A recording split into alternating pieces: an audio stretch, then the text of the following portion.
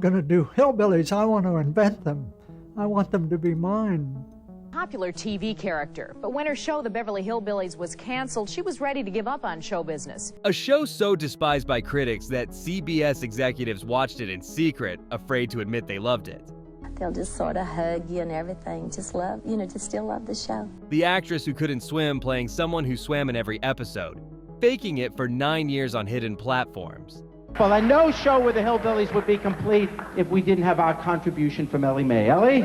And a feud with real Beverly Hills residents that required police intervention and private detectives. Instead of the Friends of Plato, we ought to give ourselves a name that'll get sympathy. Oh, well, how about... These are 12 shocking facts about the Beverly Hillbillies you never knew. From Buddy Ebsen's near-death experience that led him to the role to the real reason CBS canceled America's #1 show, these behind-the-scenes stories reveal how hillbillies conquered Hollywood while Hollywood tried to destroy them. 1. Ebsen's aluminum nightmare. Buddy Epson only got the Beverly Hillbillies because playing the Tin Man in The Wizard of Oz nearly killed him. The aluminum powder in his silver makeup coated his lungs, causing respiratory failure. He spent 2 weeks in an iron lung, then 6 months recovering. MGM blacklisted him as physically unreliable. For 23 years, Epson couldn't get major roles. Paul Henning cast him as Jed Clampett specifically because he needed work. The role's relaxed physicality accommodated Epson's permanently damaged lungs. He still needed oxygen between takes. Epson later said Jed's slow, thoughtful delivery came from needing to catch his breath. The poisoning that destroyed his film career created his signature television character. 2. Donna Douglas's dryland swimming. Donna Douglas, playing Ellie May, who swam like a dolphin, couldn't swim and was terrified of water. Every pool scene used hidden platforms just inches underwater. She stood on clear plexiglass, moving her arms while crew members created splashes. For underwater shots, they filmed her dry against blue screens, adding bubbles later. She took swimming lessons for 3 years, but panicked in water. The producers built an entire fake pool with adjustable floor for her scenes. When fans visited the set expecting to see her swim, she faked sudden illness. Douglas finally learned to float in season 8, but never filmed without the platforms. 3. Granny's impossible age. Irene Ryan played Granny at supposedly 72 years old while being 60 in real life, making her younger than her TV daughter-in-law. The show's timeline meant Granny had Jed when she was 14, becoming a grandmother at 30. Ryan wore 4 hours of makeup daily to look older, including rubber wrinkles and liver spots. She was actually younger than guest stars playing her childhood friends. The makeup was so convincing that tourists meeting Ryan without it didn't believe she was Granny. She stayed in character between takes, maintaining the voice to preserve her throat. Ryan died at 70, finally reaching the age she'd been playing. 4. Beverly Hills Real War. Actual Beverly Hills residents formed a committee to stop production, hiring private investigators to find city ordinance violations. They claimed the show degraded property values and attracted undesirable tourists. Residents followed production trucks, calling police about fake violations. Someone poisoned the mansion's garden, killing $10,000 worth of plants. Anonymous threats warned about accidents if filming continued. The city council held emergency sessions about banning the production. Police stationed officers at filming locations after vandalism. The opposition intensified when tourists began drinking from real Beverly Hills fountains, claiming they were looking for oil. The war ended when the show's success raised property values 15%. 5. Max Baer's hidden intelligence. Max Baer Jr. had a bachelor's degree in business from Santa Clara University, but was contractually forbidden from revealing his education.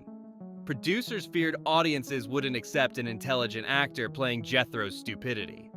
Baer spoke 3 languages, later becoming a successful businessman worth $50 million. On set, he had to pretend to struggle reading scripts. He secretly ghostwrote several episodes, but couldn't take credit. Cast members knew, but maintained the fiction. When Baer produced and directed films later, critics expressed shock at his intelligence. He said playing stupid for 9 years was the hardest acting challenge possible, because he had to suppress every natural instinct. 6. The critics' losing battle.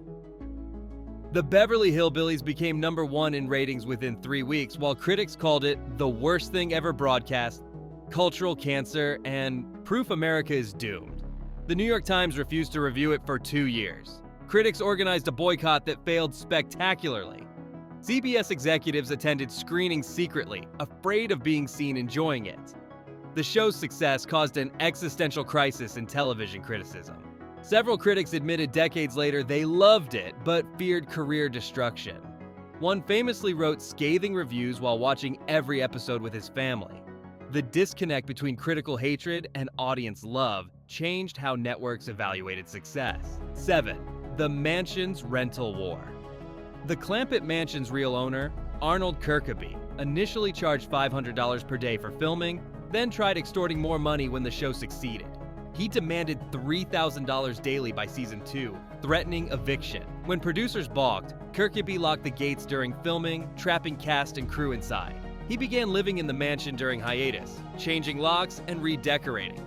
Legal battles cost CBS hundreds of thousands. Kirkaby sold tourists authentic props he stole from storage. He eventually demanded a producer credit and profit participation. CBS bought the property for 5 times its value just to stop him. Kirkby used the money to build another mansion, which burned down suspiciously. 8. The Great Flood of Bel Air. The cement pond catastrophically failed during a 1963 shoot when hairline cracks became full ruptures, releasing 275,000 gallons of water down Benedict Canyon. The flood destroyed 3 neighboring properties, undermined a road causing sinkholes, and contaminated the water supply with chlorine. Damages exceeded $2 million. The disaster occurred while filming Ellie May's swimming scene. Donna Douglas was on her hidden platform when walls collapsed. She nearly drowned despite standing in 3 feet of water, paralyzed by fear. Insurance companies refused to cover cement pond incidents afterward. The pool was rebuilt with steel reinforcement costing more than most homes. Neighbors sued for emotional distress from hillbilly negligence. 9. The political assassination.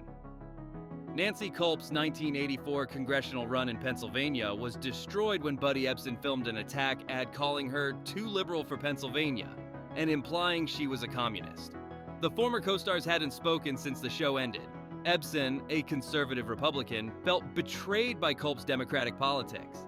His ad featured him as Jed Clampett saying, "I know Miss Jane, and she's wrong for you."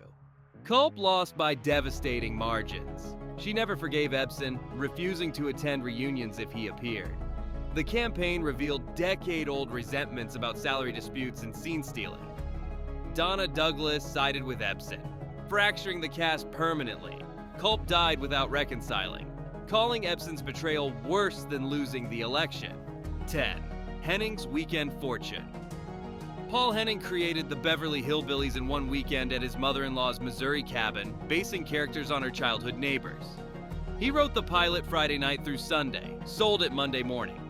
CBS bought it without a pilot episode, unprecedented for an unknown concept. Henning retained ownership rights, earning $500 million over 50 years from syndication. He created Petticoat Junction and Green Acres to share sets and reduce costs. His 3 shows dominated CBS, controlling 90 minutes of primetime. Henning never wrote another hit after his rural trilogy ended. He admitted the Beverly Hillbillies was dumb luck, but revolutionized creator ownership deals. 11. The Millionaire Chimp. Bessie the Chimp, playing cousin Bessie, earned $250 per episode while Max Baer Jr. made $200, causing genuine resentment among human cast members. Bessie had a better trailer, personal handler, and premium insurance. She required special food costing $50 daily. Her trainer negotiated overtime rates for any scene requiring more than 3 takes. Bessie bit Buddy Epson twice, Irene Ryan once, and destroyed Donna Douglas's dress. The insurance company demanded Bessie's removal after she caused $30,000 in damages. Producers kept her because test audiences loved her more than several human characters. Baer later said being paid less than a chimp perfectly summarized Hollywood's opinion of actors. 12. The Rural Purge Execution. CBS canceled the Beverly Hillbillies in 1971 while it ranked #1 in rural markets as part of the infamous rural purge, eliminating country-themed shows for urban comedies. The network never told the cast they were canceled. They learned from newspapers. The decision wasn't about ratings, but demographics.